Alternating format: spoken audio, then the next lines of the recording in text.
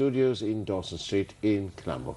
And amidst a sea of sort of questions and wonderings and ponderings going on about the Constitution and so on, I thought we'll get right here a counsel who's not too unfamiliar with these surroundings, and he's right here live in our studio is Mr. Krishmal Vanasuriya, counsel. Good morning to you. Good morning, Faraz. Lovely seeing you here.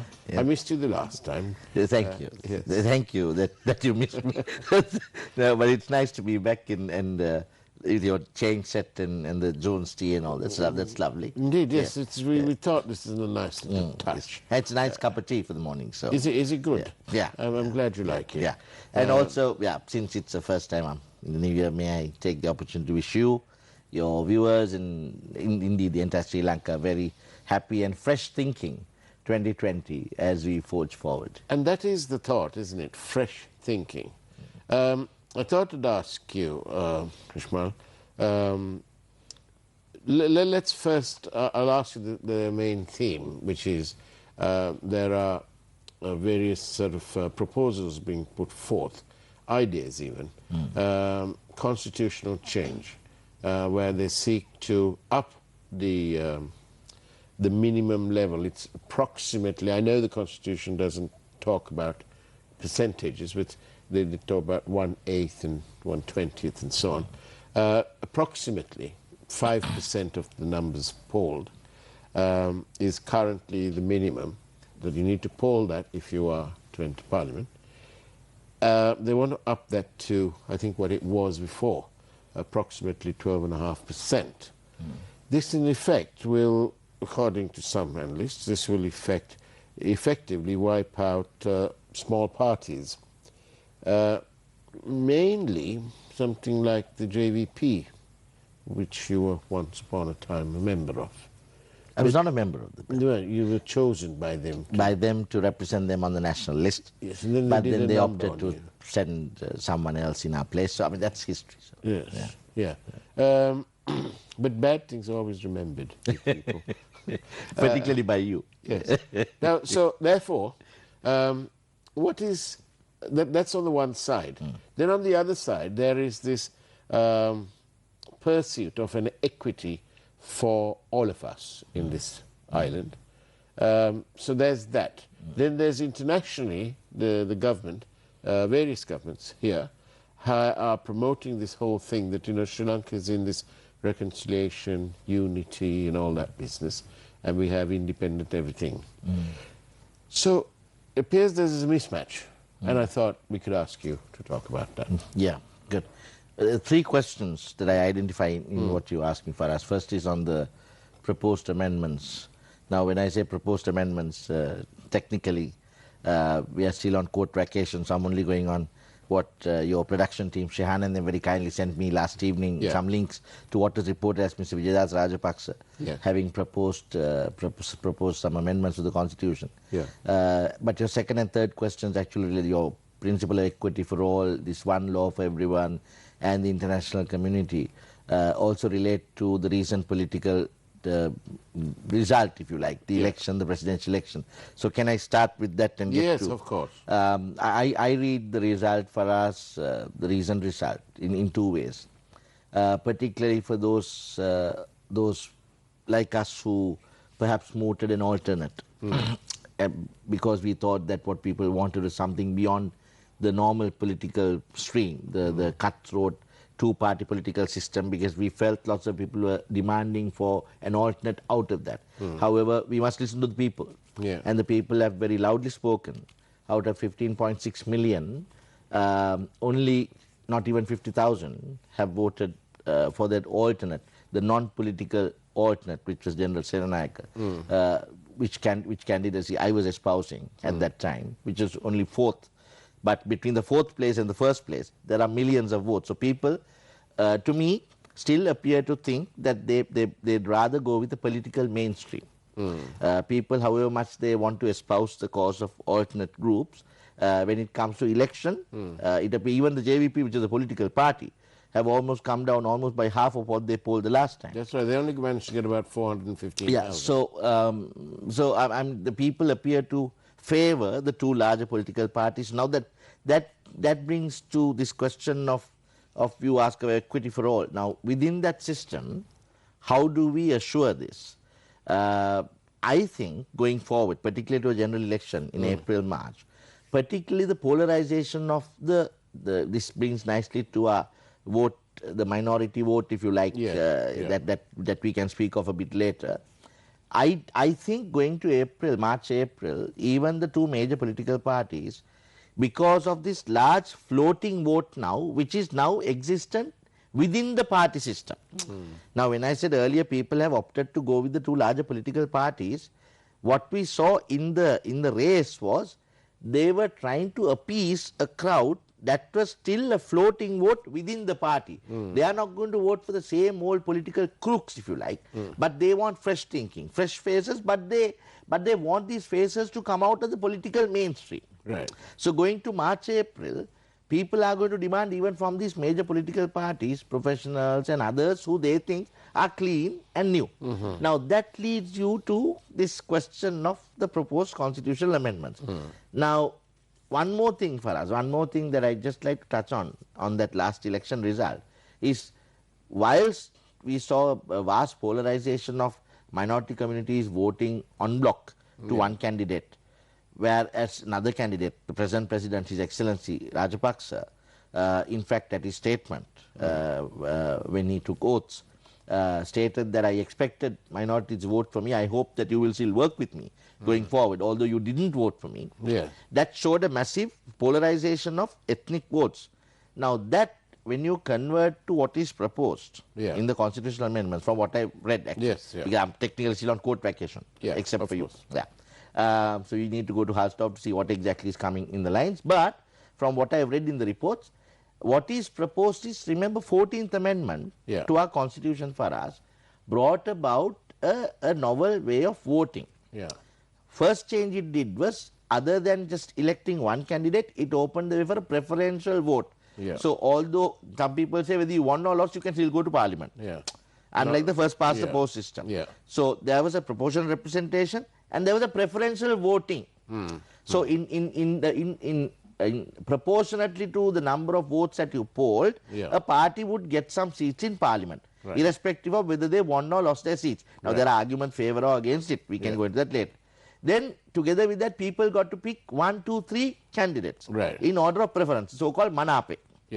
And of course the nationalists came in with that 14th Amendment. Now in that 14th Amendment, for us, what they proposed was, any party that didn't get 1/8 of the total votes polled, I believe it was section 96, the amendment, 96A, they would be disqualified if you didn't get 1/8. This is roughly the 5% that I think people are talking about. And then by the 15th Amendment, which was also in 1988, they increased that threshold to 1/20th.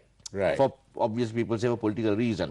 Because I believe there were discussions at that time. Some commentators have argued that Mr. Ashraf and the then President Premadasa were having discussion at the time. However, the argument was that 1/8 threshold should be raised to 1/20th. So even a lesser number of votes would still entitle you to 1/8 is roughly, say, 12.5%. And 1/20th is about 5%. So they went to 1/20th. Now, one of the proposals that have been brought by Mr. Rajapaksa, from what I read in the reports once again, is that you get it back to the 14th Amendment stage, which is 1/8. So that, as to what effect it will have on particularly those parties, for us, that have after 1988 decided to vote or make political camps based on their ethnicity. Based on the ethnicity, as to what effect it will have on them, you might have to look at. But this, I was reading again in the press, where somebody is pointing out that it was President Premadasa who, I think it was President Premadasa, I might be wrong, who lowered this, just days ahead of an election, thereby enabling the JVP to play to enter Parliament and to enter the political sort of mainstream or the arena. and if you equate that to the last result that they got, yeah, say the presidential election, yeah. of course you must remember it was not general election, presidential, yes. but they did not get 5%. No, they I didn't. believe they got about 4%. Yeah. Now, if you equate that result to the presently proposed system, Yeah. they'll be out of an election. Indeed. So then we can't be tailor-making these things each time we have an election. So that is there. But we have to look at it. Let's be brutally frank, okay? There is some concern. There was certainly something espoused internationally and by various specialist groups, if you like, that the election of President Gotabaya Rajapaksa would also herald the so-called white van syndrome. You know, that kind of thing, that people were scared and so on. And in that context, then when you have this business trying to, reintroduce, as you say, the 14th, if you like, then people are wondering, they're legitimately wondering, hello, are they trying to leave us out of this whole exercise? It may not apply so much to, say, the SLMCs of this world or the ACMCs, because they would contest in those areas where they're assured of the votes, if you like. But the wider picture, I think that's where the concern's coming from. Would it not is a question. But don't forget, Faraz, don't forget. I mean, this entire white van thing, I have a completely different comment. No, yes. Now with the recent arrest of people who so-called went in those white vans, who have now appeared to be fraudsters. I mean, this white yes, van, but I only use that within but let's very get wide back on the... Yeah. Now, what have been proposed, as I read in the press, is the 21st and 22nd amendments. Yeah.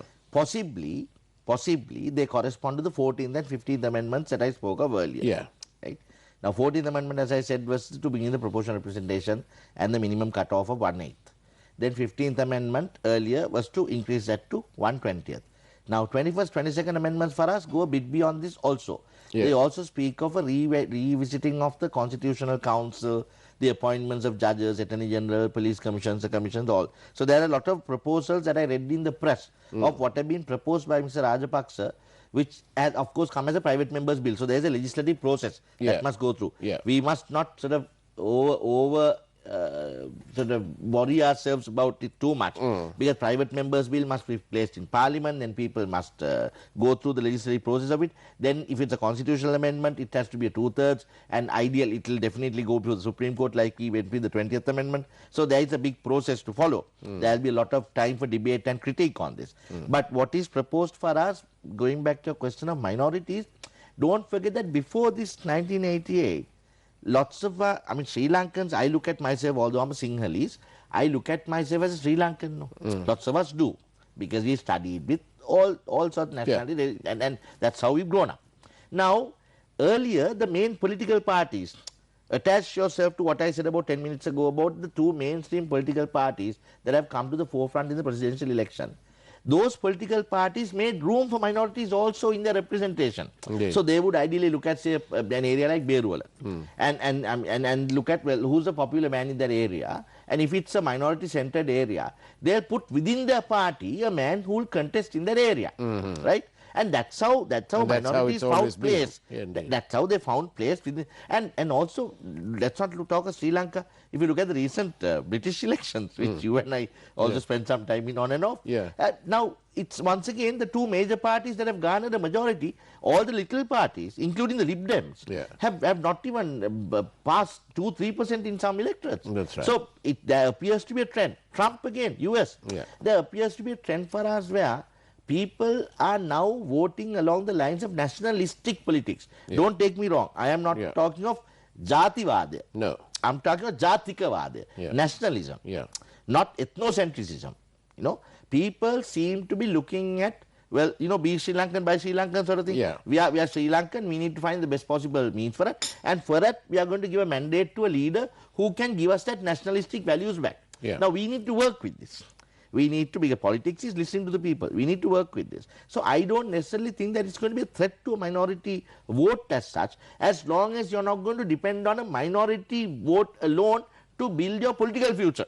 Now, I have a strong critique Again, some parties I don't want to mention because lots of them are good friends in court and all that. Yeah. That all their talks are based on power sharing. How much power can the politicians? That's what I mean. Yeah. That's the unacceptable face of this thing. Yeah, but actually the people that they purport to represent, they are not even interested in power. What they're interested in the economic upliftment. How can I send my child to school? How do I get a better job for my son or daughter? Yeah. I mean, the power-hungry politicians tend to go on ethnicity and make a party out of ethnic values and try to use those poor people, the innocent people's vote to get some power for themselves politically. But we need to, I think, now address the issues of the people. So whether ethnicity, whether minority or majority, we need to address the issues that facing them. Indeed, indeed. Thank you for your questions. The regulars have already started sending them in. Thank you. There are several. One is this. If you have to choose between a strong government and more democratic spaces for citizens, what would be your choice and why? I can have a strong government with several democratic values assured to citizens. We need to once again need to figure that out. What we are now trying to do again. I've been saying this for several years. We are trying to look at an executive presidential system like in America, right? Without the necessary checks and balances that entails, and put that into Westminster system like UK, where there's a prime minister and a cabinet. And now, for example, let me take one example. There are certain changes are proposed now to the existing way of Constitutional Council evaluating judicial appointments to high judicial officers. That's right. But now, in America, Faraz, where we say that we copied the executive presidential system from, the system is very strong. Why? It goes through a congressional process. Congress, made out of Senate and the House of Representatives. There's a House Judiciary Committee. All the judges' appointments are vetted. They are publicly debated. Anyone that has a critique, it's open. You can, before a judge is appointed, you can criticize it. Now, without getting that check from the executive presidential system, which we copied here, we have sought to engage ourselves in a Westminster-style parliamentary system by getting councils and a few selected members to look at judges' appointments, where previously there was criticism that the president would nominate, Constitutional Council reject. And then the nomination of the Constitutional Council itself, it's how they are, the composition of it. There was critique that by some numbering process, you could get more people of one side onto the council, and therefore you could reject what the president is doing. Now, we don't necessarily need to do that. So, we can still have a strong government, a strong leader, and still have checks and balances, which you must look at other parts of the world and make a tailor-made, suited system for us. That's the way you say it sounds very, very well, we can do it. We can do it. Just get the right people on board and we'll tell you how to do it. Right. So, so obviously with President GR's American sort of background, parts of his background, he's probably alluding to that when he says that we need. I hope His Excellency is alluding to that, because there it goes through a strong vetting process, and then if you look at recent history, not Trump before. President Obama, if you remember, the same judge that President Obama appointed to the Supreme Court voted against Obamacare. That's how independent that process is. You don't necessarily appoint a judge to the Superior Court and expect that judge to vote with every policy that you bring. Because the system is geared for that, Faraz. Of course, compared to that, the Westminster-style Prime Minister and Cabinet system that we are trying to run in our Parliament, while saying that we have executive presidential system, in England, Faraz, as you know, it's slightly different. There the Lord Chancellor would send a small message to another judge saying, I think you're superior enough, now go to the King's Bench. And we are thinking of you, we're looking at you, have a cup of tea. You know, that's something different. So we are trying to mix these two together and try to make system. We need to figure out what we want to be and then put systems in place. But having said all that, if you remember in the case of Chief Justice, Mrs. Bandunaika, I think her name is, Shirani. You know, that was the same accusation there, that whilst she appeared to be supportive of the then president, but when they wanted something else done and when she didn't quite vote their way, began her troubles. That was a critique. In fact, I was one of the team of lawyers that defended that particular case in the Supreme Court at the time, Faraz. You see, and very funnily, I have said this at several open fora, the 18th Amendment, when the 18th Amendment was mooted, which gave unlimited term office, we argued that before Her Ladyship Justice Bandaranaike. Right. And it was Justice Bandaranaike that deemed that it was constitutional, her bench. Yes, that's right. That permitted the 18th Amendment. Yeah. Then when she was impeached, Her Ladyship was impeached, us and several other lawyers, indeed the Bar Association, we went to court, we had, as you remember, we had several actions challenging it. But there, once again, for us, it was a system, no.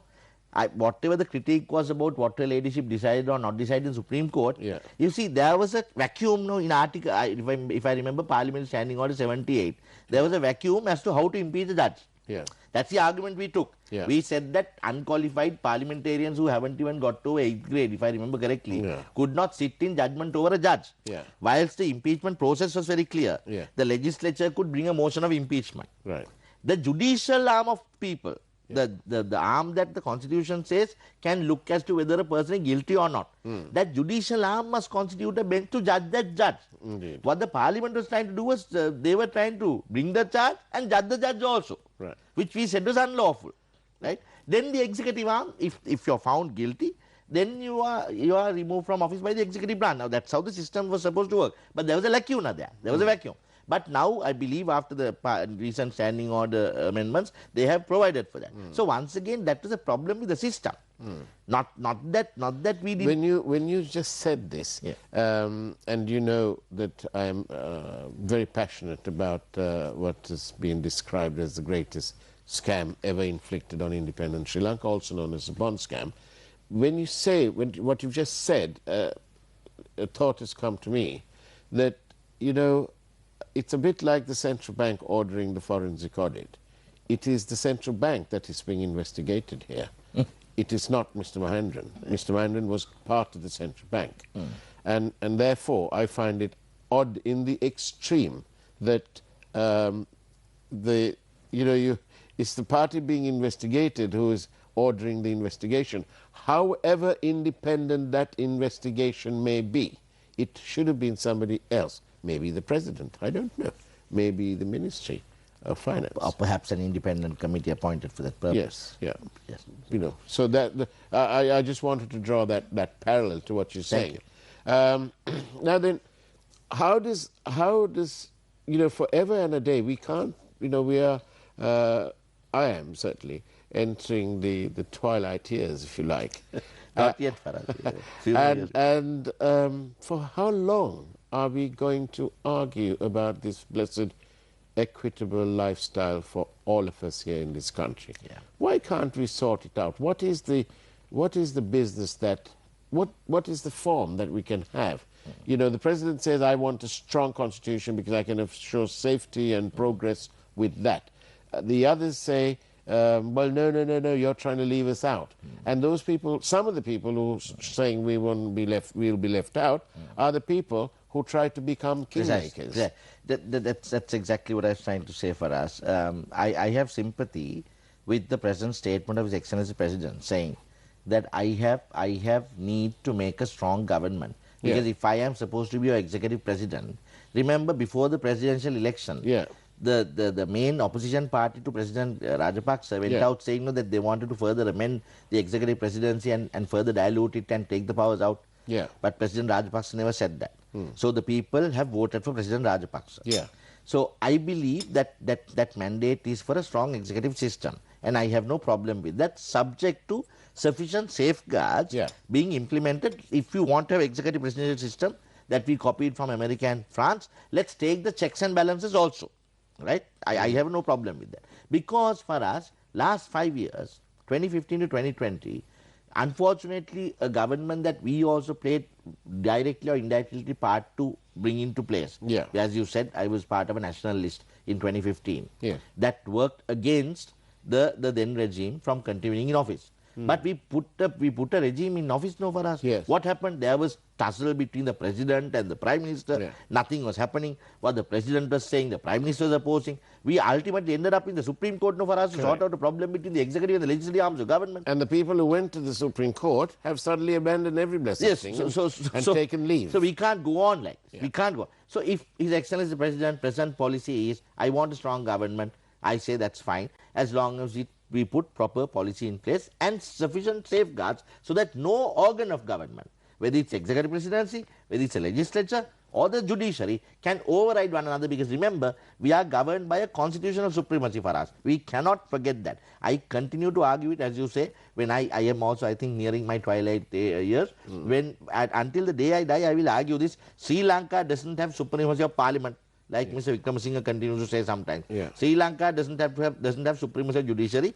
Sri Lanka doesn't have supremacy of the executive president. Sri Lanka has a supremacy of the constitution. Right. It is a constitution from which these three organs and powers emanate. Yeah. The constitution is supreme. So as long as these three powers are subject to the law, the constitution, I have no problem in making a strong government.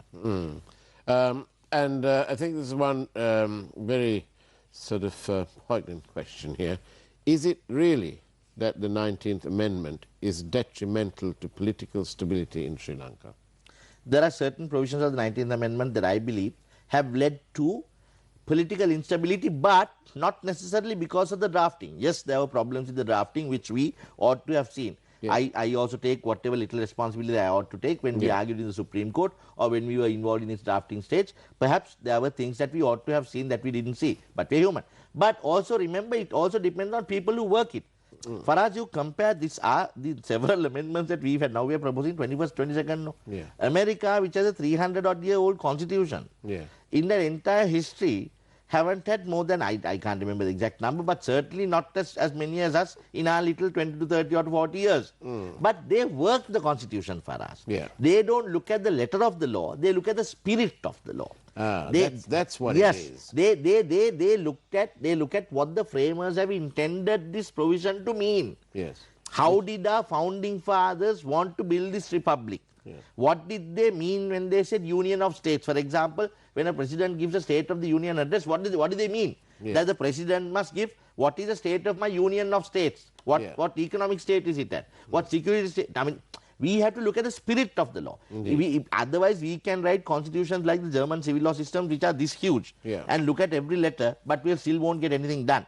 We as a Sri Lankan nation need to look at the spirit of our constitution. Now, you said earlier, have the benefit filtered down to our people. If you look at Article 27, 28, economic disparity, all of this, the country's resources flowing out to the masses, equal distribution of resources, all that is there in our constitution. Indeed. No amendments are needed. But is it done? No. Why? Because we haven't worked our constitution. We need to work the constitution. We have to work the constitution. Indeed. So basically, when you look at the constitution, you can't be looking at it in as one of the, I think it was a Supreme Court judge or a senior lawyer maybe, who said that you can't be looking at the Constitution in dismembered bits like, the unfortunate Khashoggi. We must remember Jamal Khashoggi actually as a beacon of what independent journalists can do. And a very unfortunate situation, and it's, there's no closure. Just as much as in the bond scam, there's no closure there just yet. The Khashoggi family have not been able to have closure because even the dismembered bits of his body has ever been found, and the Saudis have not disclosed that. And therefore, shame really on the Crown Prince, MBS, for not making that possible. So yes, you must look at the Constitution, the spirit of the Constitution, the intent. What does it intend to do? And you're very correct. We must build a republic for us. A republic is what we say we are in the Constitution.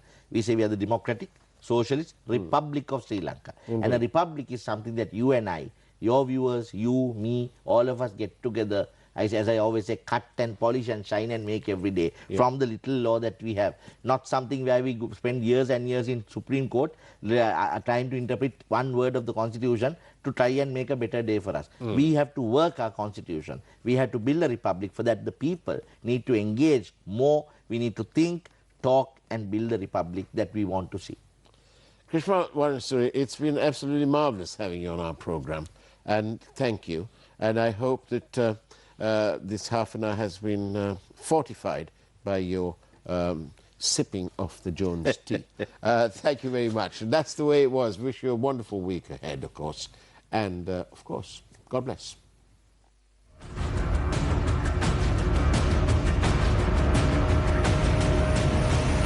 Newsfirst, Newsline with Faraz Shauketaly.